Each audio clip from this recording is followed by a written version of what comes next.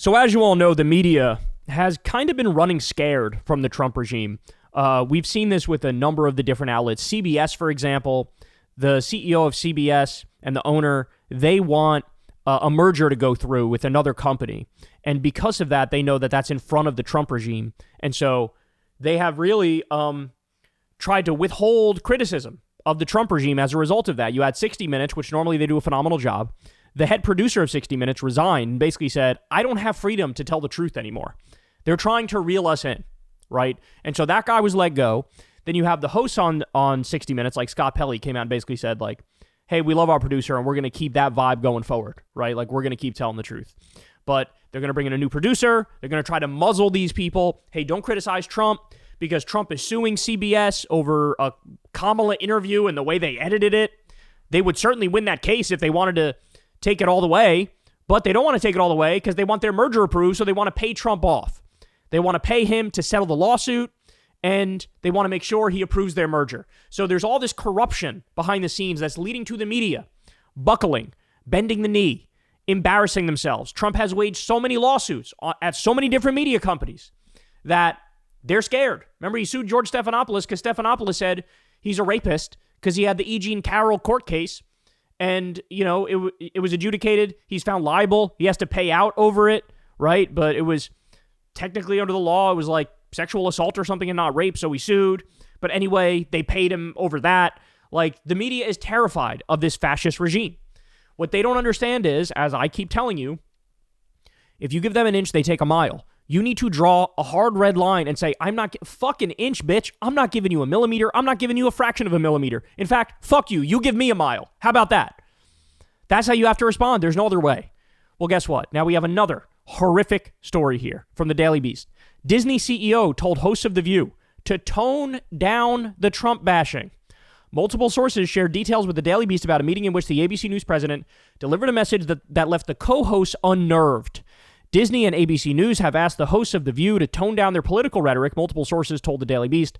Since President Donald Trump's election in 2024, the panel of co-hosts on The View, Whoopi Goldberg, Joy Behar, Sarah Haynes, Anna Navarro, Sunny Hostin, and Alyssa Farrar Griffin, have consistently criticized Trump administration officials and his policies.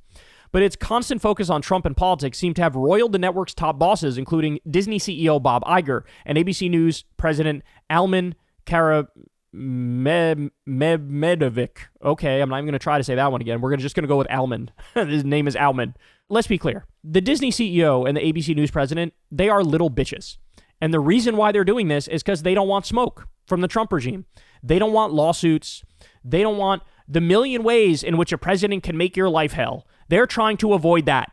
And they are scared. And so they're bending the knee. They are genuflecting.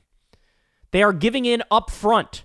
They don't want the smoke. They don't want to fight. They care more about paying their fucking shareholders and making profit. And so they're like, hey, man, can you guys chill on, like, giving your opinions and stuff? Unbelievable. What's the name again? Alman. We're just going to say Alman because that last name is obnoxious. Alman convened a meeting with The View's executive producer, Brian Tata, and its hosts, and suggested the panel needed to broaden its conversations beyond its predominant focus on politics. Two sources familiar with the meeting said, Alman highlighted episodes with celebrity guests that he said were highly rated, one source said, and encouraged them to lean into such coverage moving forward. The move was not framed as an edict, one source said, but the suggestion alone rankled the hosts. The group pushed back forcefully, with hosts like Navarro noting the show's audience routinely seeks out its perspective on politics, especially when the administration's radical attempts to upend the government can potentially affect their daily lives. One source familiar with the meeting characterized the hosts as telling their boss, this is what our audience wants.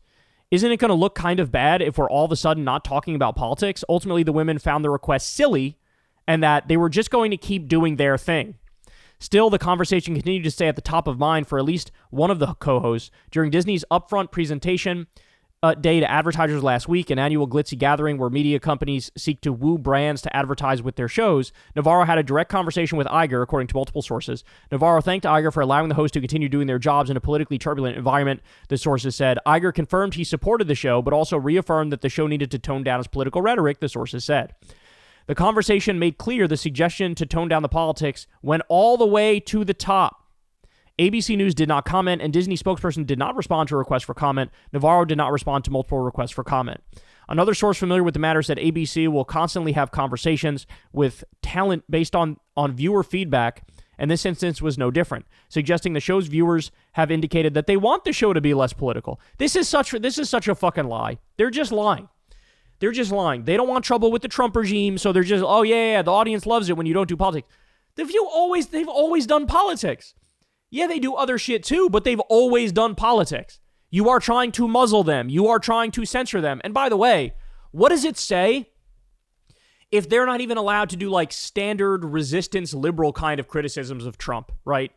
What does that mean for leftist criticisms of Trump? What room is there for leftist criticism if they're saying, hey, the standard liberal stuff goes too far? Think about this. This is how free speech dies. Despite suggestions otherwise by ABC's top brass, the political coverage appears not to have affected the show's ratings. The show was the number one among daytime network talk shows and news programs during 2025's first quarter, according to The Wrap, beating time slot competitor the Faulkner Focus on Fox News in both total viewers and women aged 25 to 54. So look, in other words, this is one of the few fucking shows that beats Fox News for this time slot, and they want to kill it. They want to kill it.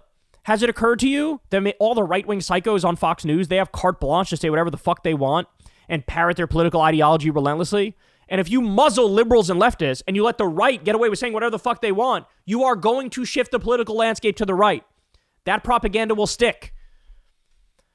Even earlier this month, it maintained that number one title, beating competitors like NBC's Today, Third Hour, and Today with Jenna and Friends during the week of May 5th. The executives' efforts to push the View in a less political direction highlight the current difficult circumstances facing media organizations as Trump and his administration set their sights on bending them to their will over critical coverage. Fuck that, bro. Fuck that, bro. Like, oh, he'll leave us alone. We just have to say what he wants us to say and not say the things he doesn't want us to say. Like, the guy is a fucking mess. He's a joke. He's a fascist. He's a robber baron. He makes horrible decisions, 12 of them on a daily basis. How can you not talk about that? Trump got Disney to pay his presidential library $15 million and $1 million in legal fees in December when he sued the network and anchor George Stephanopoulos. There you go. We already talked about that. This is disgusting, bro.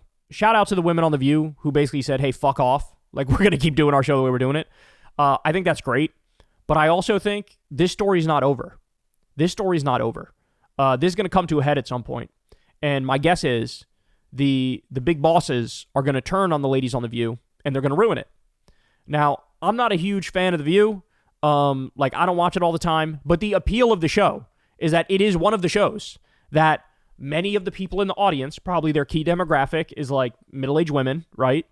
They feel like, hey, I'm getting some real authentic talk here. Like, they're actually giving their opinions. This is not scripted.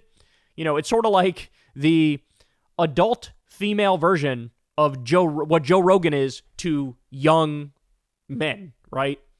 And it's authentic, it feels real, and you can't take away the magic that makes the show what the show is and then think it's going to all work out. But the bottom line is, I don't even think they care if it gets to the point where the time slot is a dud and they have some boring ass host or they change the show completely. Because really, to them, what's paramount in their mind is we don't want smoke with the Trump regime, right?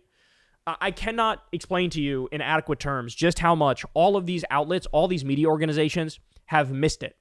That the only way we all survive this is if everybody stands together, united in solidarity, and says, fuck you, we're not changing a thing, and you can't make us, and you can't come after fucking all of us, right?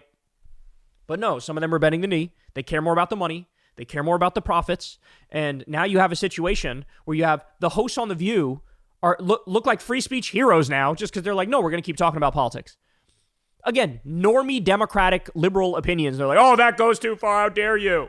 You're only allowed to say nothing political, or if you say something political, it has to be sucking off Trump and far-right bullshit like on Fox News all day. Fuck you. Hell no. Not a chance. And everybody needs to stand strong and keep saying their shit. And unfortunately, the way it works with corporate media is eventually they probably will be fired, right?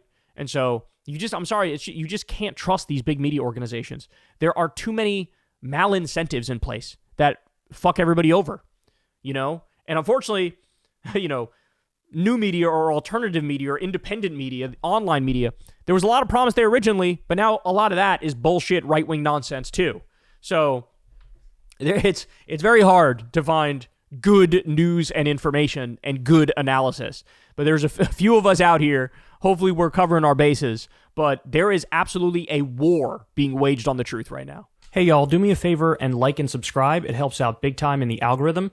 Click the bell as well for notifications when videos drop. And watch that video on screen right now. You know you want to.